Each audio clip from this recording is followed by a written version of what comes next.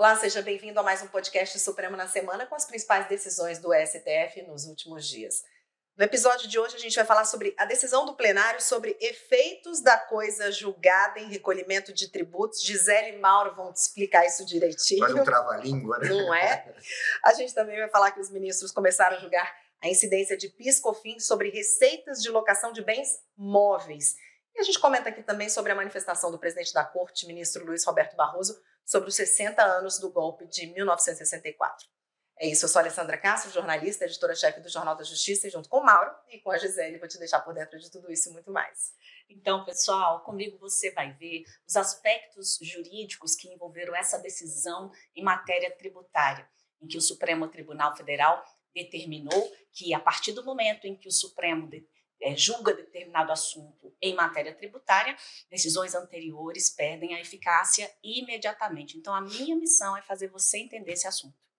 Olá, eu sou Mauro Burlamac, jornalista da Secretaria de Comunicação Social aqui do Supremo, e junto com a Lei e com a Gi, vou comentar sobre essa semana e tentar entender com vocês aqui o que a Gi vai explicar sobre a coisa julgada. É isso aí, gente. Então vamos em frente. Vamos fazer aqui uns destaques dessa semana. Eu chamo a atenção aqui para a manifestação do presidente, né, ministro Luiz Roberto Barroso, no início da sessão plenária, acho que do dia 3, não é isso? Isso, na quarta-feira. Exatamente. Ele lembrou uma página trágica da nossa história, que foi o golpe de 1964, que completou agora 60 anos. Eu acho que a gente pode comentar um pouquinho que o ministro, eu achei interessante que ele falou que usa a palavra golpe, porque o presidente da República é destituído por uma fórmula que não esteja, quando isso acontece, por uma fórmula que não esteja prevista na Constituição. Esse é o nome iuris, né? O nome jurídico, enfim, que se dá efetivamente a um golpe de Estado. Aí ele lembrou os dias difíceis do Brasil. Foi uma manifestação importante, né, Mauro? Fez uma comparação sempre interessante a gente ressaltar que é a diferença da democracia para o autoritarismo. A democracia é realmente um sistema difícil, você tem que ceder, você tem que negociar, mas, né, existe alternância no poder, existe divergências, há uma liberdade, há uma liberdade na sociedade. O autoritarismo não, né? O autoritarismo vem de cima para baixo. E a democracia, ela respeita as diferenças, né? Isso é muito importante. Contempla as diferenças, respeita essas diferenças. E o sistema democrático, a nossa Constituição, ela é uma Constituição extremamente democrática e inaugurou a partir daí, inclusive, um novo regime, que é o regime democrático, a reconstitucionalização, inclusive, né? Então, realmente, na democracia é onde as pessoas podem se expressar, podem se manifestar livremente, né, de acordo com essas regras de convivência, mas que respeitem a visão de cada um, a opção de cada um. Então, de fato, é uma data para ser relembrada, para você realmente... Para não ser esquecida, né? Mais uma data que não deve ser esquecida. E o ministro fala, e eu posso me incluir... para comparar mesmo, como diz o Mauro, né? Para você olhar para trás e ver, olha como era. É o que o ministro fala, quem viveu aquela época e vive agora, vê a diferença. Como é que era chegar no fim de um dia, na época de autoritarismo, e agora a diferença é brutal. Então, vamos, né, louvar a nossa democracia e mantê-la inabalada, firme e forte. Vamos falar também, agora puxando aquela história da sardinha, né, para a nossa TV Justiça aqui, o ministro lembrou também em plenário a mudança do canal da TV Justiça, que agora passa a ser exibido na rede aberta aqui em Brasília, Canal 1.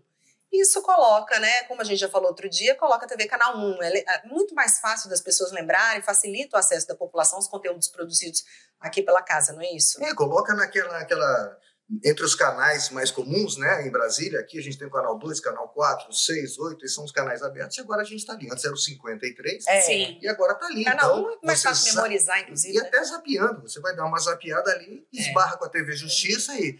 Eu sou suspeito para falar, mas documentários muito bons que eu assisto na TV Justiça, muita coisa boa, a parte musical, enfim, vale a pena a gente conseguir levar isso. Tem muitos assuntos interessantes do dia a dia, né, do cidadão, e que a gente acaba trazendo de uma maneira mais simples, né, a pegada jurídica, para que as pessoas possam entender. Eu, particularmente, também gosto muito, estou aqui há muitos anos na consultoria jurídica da TV Justiça, e é muito interessante, e até sobre a história, né? A primeira TV a transmitir ao vivo os julgamentos do Supremo Tribunal Pioneira Federal. no mundo, né? Pioneira no mundo, referência, inclusive, já foi muito criticada também, mas a partir, inclusive, dessas transmissões, a população pôde se achegar um pouco mais ao Supremo Tribunal Federal e ao Judiciário, de um modo geral, porque é uma forma do Poder Judiciário entrar na casa do cidadão. Uma coisa mais transparente, né? Mais transparente. E já que você falou das sessões plenárias, tem uma novidade. A TV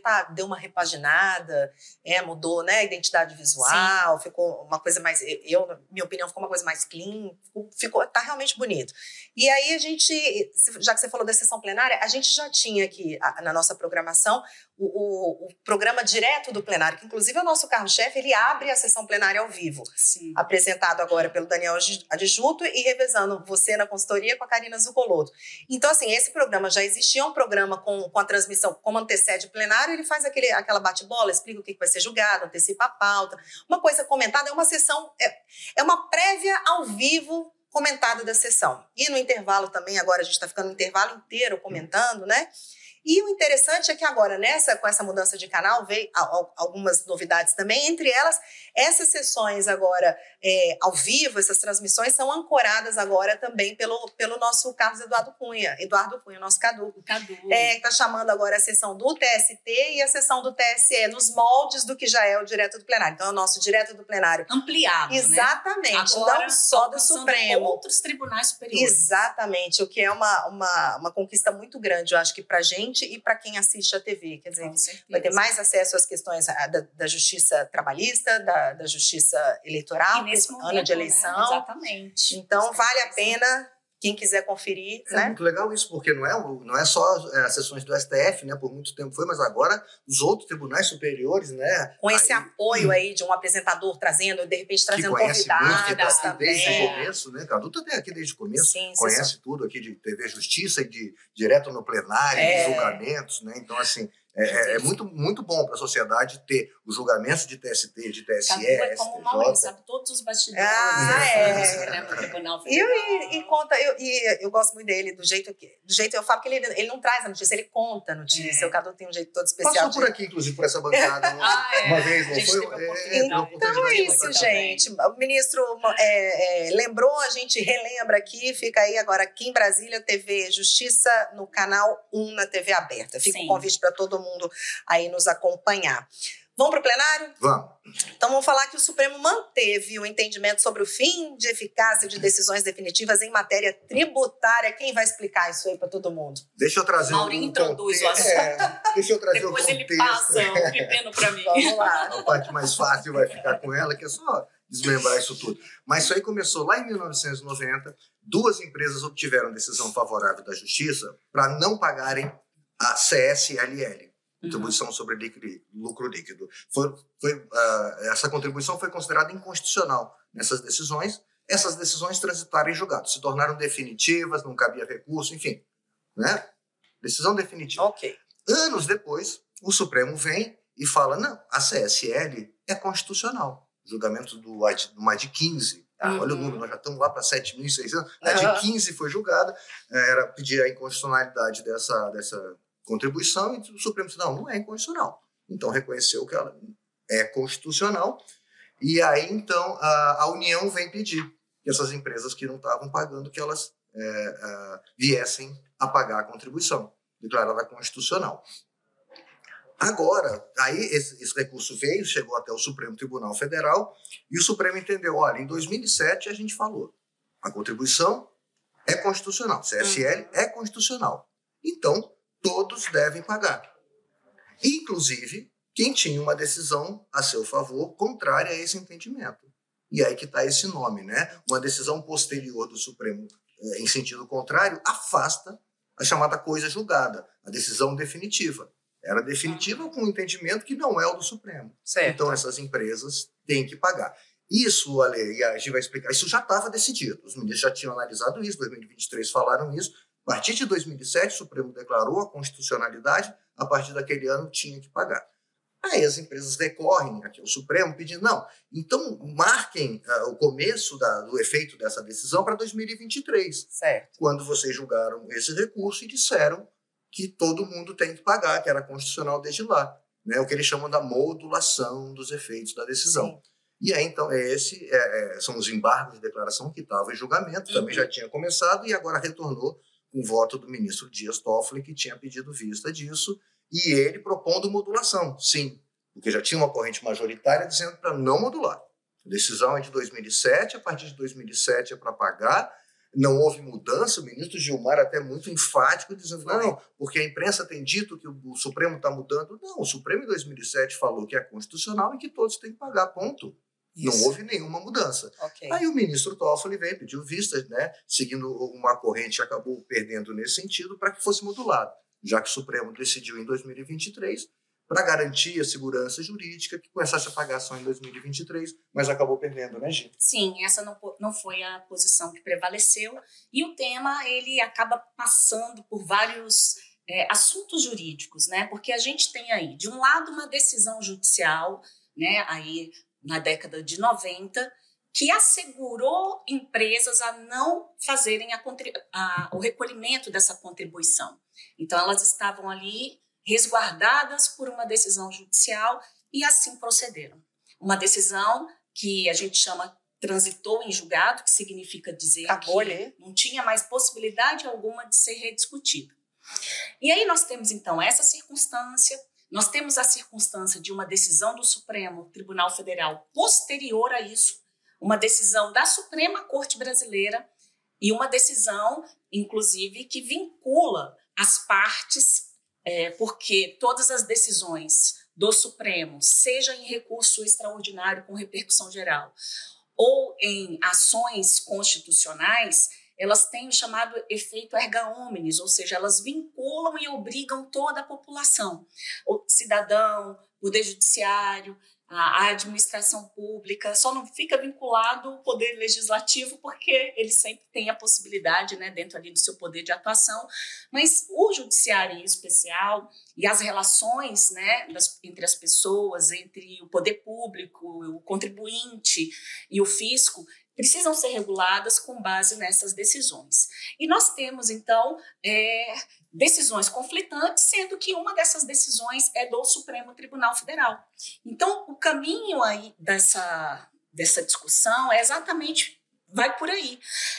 O Supremo, em 2007, quando declarou a constitucionalidade do tributo, preferiu não modular os efeitos, não dizer assim, quando não modula os efeitos, significa que a decisão vale a partir daquele momento. Olha, estou decidindo que é constitucional, então, a partir de agora, publicou a ata, começou a valer a decisão do Supremo Tribunal Federal. É assim que funciona, né? Qualquer decisão do Supremo foi proferida, com a publicação da ata, passou a valer.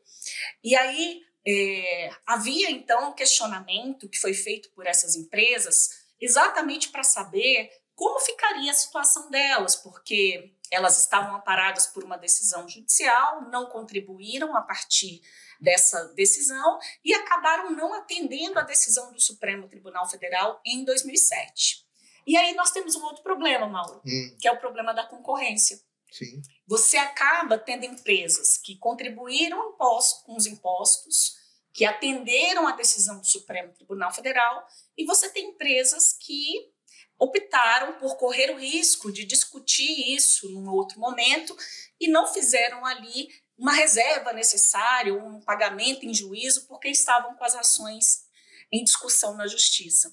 Então, isso inclusive chegou a ser mencionado pelos ministros, né? Porque você até fere a livre concorrência, porque a gente sabe que a carga tributária brasileira ela é muito alta. Uhum. E se você tem uma empresa que acabou pagando menos tributo, sendo que todas estavam obrigadas, isso gera uma concorrência desigual. Uhum. Então, são esses aspectos que a gente acaba aqui tocando, porque são os reflexos dessa decisão do Supremo Tribunal Federal em matéria tributária, quando se já tem uma decisão imutável na Justiça.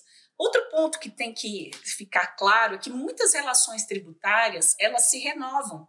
Elas são, a cada período, ocorre um novo fato gerador. Então, quando você tem a incidência de um tributo, por exemplo, seu imposto de renda, provavelmente você não paga imposto de renda sempre a mesma coisa. Ele vai variar de acordo com a tributação que você vai sofrer, vai variar de acordo com os rendimentos que você auferiu naquele ano. Que é o famoso fato gerador. É o fato gerador. Então, e outra, a legislação também pode alterar, né? Então, o que você tem que verificar em matéria tributária? Quais eram as circunstâncias naquele momento? Alguns tributos, eles levam em consideração quais são as circunstâncias naquele momento. Circunstâncias em que sentido? Qual era a legislação da época? Se havia alguma decisão do Supremo Tribunal Federal? Então, o que vai regular, né, a contribuição daquele tributo é exatamente o estado de coisas, né, que estiver valendo naquele momento. Então, tudo isso foi questionado pelos ministros do Supremo Tribunal Federal. E aí, em 2023, o que o Supremo fala? O Supremo vem em um recurso extraordinário a partir desses questionamentos, que as empresas realmente ficaram preocupadas com essa questão tributária. E aí o Supremo fala assim, olha, a decisão do Supremo vale a partir do momento em que ela é proferida. Então, aquela decisão em 2007 está valendo desde 2007, que foi quando ela foi publicada. E aí, gerou algumas posições dentro do plenário. Alguns ministros entenderam que havia aí uma quebra da confiança, jurídica, porque as empresas elas acabaram não contribuindo. Não foi por uma liberalidade até determinado período, mas foi por conta de uma decisão judicial. E entenderam que que o Supremo Tribunal Federal apenas havia decidido, né, de que essas decisões seriam de aplicação imediata em 2023. Então, houve um questionamento nesse sentido. Mas essa não foi a posição que prevaleceu. Nós tivemos aí, então, aspectos que os ministros analisaram, foi exatamente a corrente que prevaleceu foi aquela que entendeu pela aplicação imediata do entendimento da Suprema Corte. Efeitos imediatos da decisão desde a data da publicação, no caso 2007, no caso concreto. Essa corrente ela foi liderada pelo relator, ministro Luiz Roberto Barroso, e foi seguida pela maioria.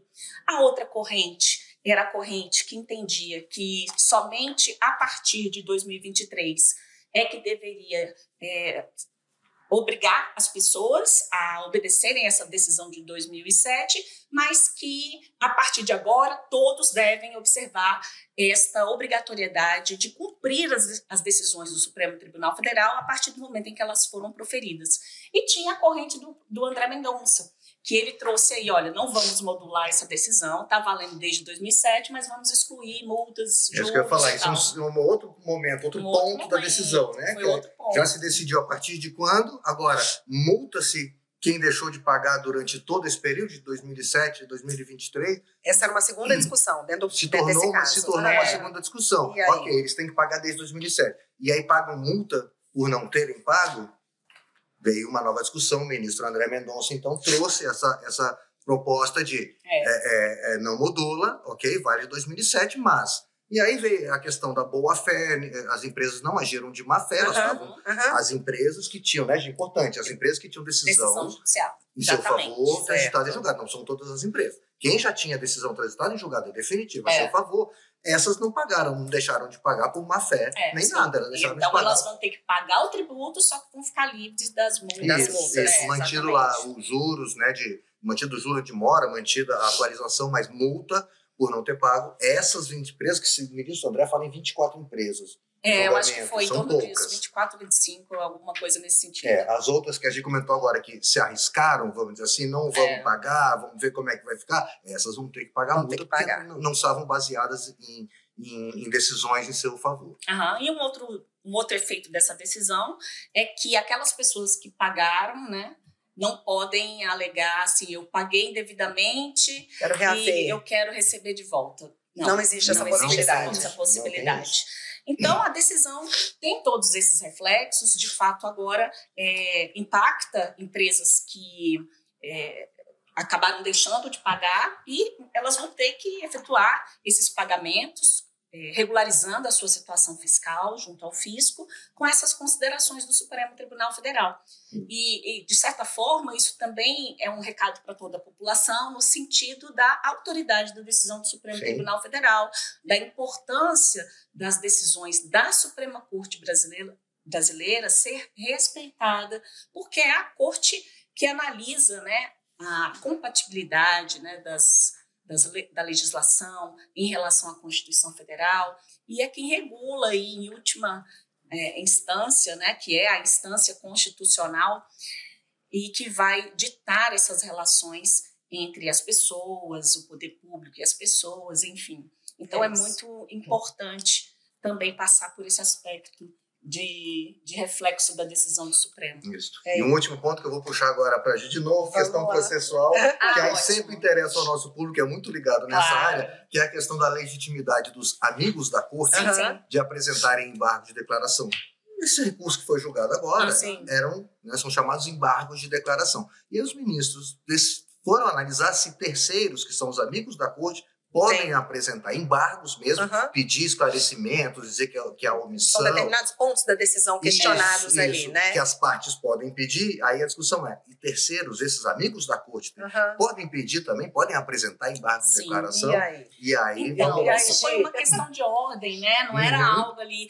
Porque alguns desses recursos, a gente tinha 6 recursos apresentados, né, inclusive, que são pedidos de esclarecimento. Eles decidiram que não é possível que os amigos da corte, que são terceiros interessados, aquelas pessoas que têm algo para contribuir em relação àquela temática que está sendo discutida, é uma forma do Supremo Tribunal Federal tornar ainda mais democrática a decisão, né? Porque você traz não só as partes, mas você admite também terceiros que tenham ali autoridade sobre determinado assunto e que, de fato, possam trazer outros elementos além dos aspectos jurídicos, porque os ministros já têm capacidade jurídica para proferirem suas manifestações, seus votos e julgarem as questões. Mas é muito importante, às vezes, ouvir pessoas que lidam com determinado tema. Cientistas, pesquisadores, médicos, enfim, quando não é área específica. E é muito comum hoje em dia, né, a admissão de amigos da corte,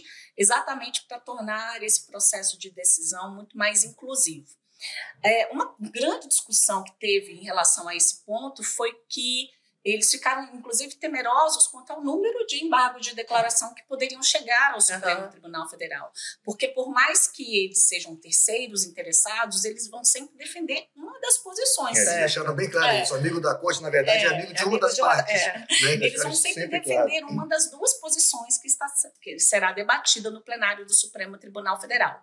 Então, eles acharam que, neste caso... não significa dizer que eles não possam participar como amigo da corte, eles podem se habilitar para ser amigo da corte. Você precisa fazer um requerimento, né, para o relator do processo, apresentar uma petição e os argumentos ali para que você seja admitido como esse terceiro interessado, e isso vai continuar valendo normalmente, mas eles não vão poder apresentar esse tipo de esclarecimento, né? Que os embargos de declaração sempre são cabíveis quando se alega que há alguma omissão, obscuridade ou uma contradição na decisão. E aí é preciso que os ministros, se eles assim entenderem, façam alguns esclarecimentos, alguns ajustes da decisão. E acho que eu achei interessante que o ministro Zanin que trouxe, né, a questão do artigo Ele trouxe uma solução do regimento interno. Que fala que terceiros podem apresentar e a critério do relator, o relator pode levar para o plenário se entender que aquele caso ali merece discussão maior. Então, porque aí ficou uma situação mais assim, o próprio relator é que vai avaliar ali a possibilidade ou não de admitir esse tipo de questionamento e levar para o plenário. Vamos para o próximo? Vamos lá. Os ministros começaram a julgar também a incidência de PIS/COFINS sobre receitas geradas por locação de bens móveis. Vamos lembrar que esse é um julgamento que começou aquela fase, é um julgamento em 2 etapas, certo? Não, nesse caso não. Não, continua na semana que vem. Já vai para a semana que vem. Essa primeira fase, o que a gente pode adiantar para as pessoas? Porque começou no final da sessão já, né? Então deu tempo de ouvir as partes, e aí na quarta-feira, já tem voto. Já estamos aí no que vem por aí, já começam a votar esse caso, né? Então, vamos falar um pouquinho do caso. Isso. Esse caso aqui é o que você falou bem, né? Se o aluguel de bem móvel, no caso é um container, né, deve ser incluído nessa base de cálculo do PIS, Cofins. E da Cofins. É o travinha. Isso. É uma empresa de locação de contêineres. Teve uma decisão do TRF que foi favorável à União, que ela teria que incluir, ela alugou um contêiner e teria que incluir esse recebimento por conta do aluguel na base do PIS e da Cofins. Né? E aí, o que alega a empresa? Que o Supremo já teria delimitado que, para o PIS e Cofins, a receita proveniente da venda de mercadorias ou de prestação de serviços. E que, no caso, locação de um bem próprio não seria nenhum nem outro. Esse é o argumento básico da empresa, então não deveria incidir PIS e Cofins, ela não deveria incluir a base do cálculo da PIS e Cofins, mas a União entende que não. Faz parte da atividade da empresa, então isso estaria incluído, né, no faturamento da empresa e deveria, então, ser incluído na base da PIS e Cofins. Foram as partes mais ou menos, né, sustentaram ali no plenário, né, Gê? Alguma coisa? Exatamente. Aí, nesse caso, né, quando você tem situação entre contribuinte e fisco, é que um quer cobrar, o outro não quer pagar. Basicamente sempre assim. Simples não assim, né? Simples assim. Exatamente. Então, assim, a empresa quer... e traz ali os seus argumentos jurídicos no sentido de que isso não inclui no conceito de faturamento e que, por não estar incluído nesse conceito de faturamento, não poderia, portanto, haver a incidência desses tributos nas atividades da empresa. Existe até um outro processo, também recurso extraordinário, que trata também dessa mesma questão, só que envolvendo locação de bens imóveis. Que vai ser julgado na sequência. Exatamente. Acabando isso aqui, eles estão juntos na pauta, porque é bastante parecido. Exatamente. Então, assim, basicamente o que os ministros... E aí, só lembrando que a locação é quando você empresta, né? Você empresta um bem da sua propriedade para que alguém utilize, mediante o pagamento de um valor. Então, isso é o que, na verdade, configura juridicamente a alocação de bens, sejam eles bens móveis ou imóveis. E aí esse caso estava, inclusive, no plenário virtual, tem até voto do ministro Marco Aurélio, que certamente será preservado. Sim, né, o ministro aposentado mantém o voto. Exatamente. Claro. E aí houve a retomada, então, na sessão plenária. Teve pedido de destaque, não foi isso? Teve um pedido de destaque. É por isso que encaminhou para o plenário físico.